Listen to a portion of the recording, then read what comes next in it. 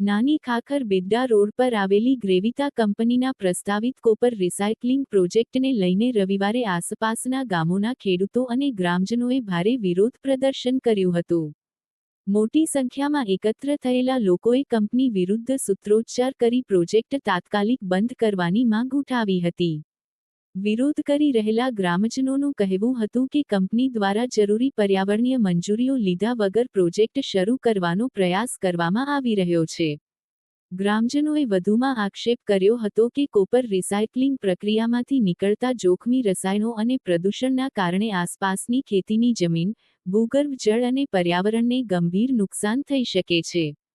ગ્રામજનોના જણાવ્યા મુજબ હાલમાં જ વિસ્તારમાં ભૂગર્ભ પાણીમાં આશરે 800 TDS જોવા મળે છે, ત્યારે આવા ઉદ્યોગથી પાણીની સ્થિતિ વધુ ખરાબ થવાની ભીતિ છે.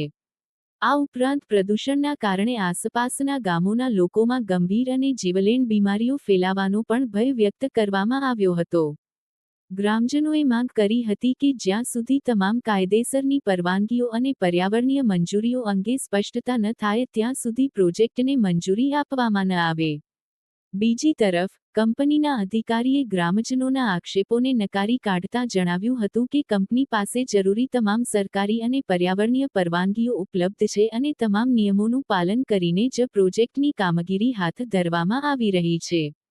કંપનીએ કોઈપણ પ્રકારના પ્રદૂષણને અટકાવવા માટે જરૂરી તકેદારીઓ રાખવામાં આવશે તેવી પણ ખાતરી આપી હતી.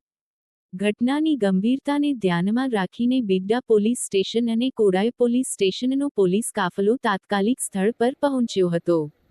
પોલીસે બંને પક્ષો સાથે ચર્ચા કરી સ્થિતિને કાબૂમાં રાખી હતી અને કાયદો તથા વ્યવસ્થા જળવાઈ રહે તે માટે ચુસ્ત બંદોબસ્ત ગોઠવ્યો હતો.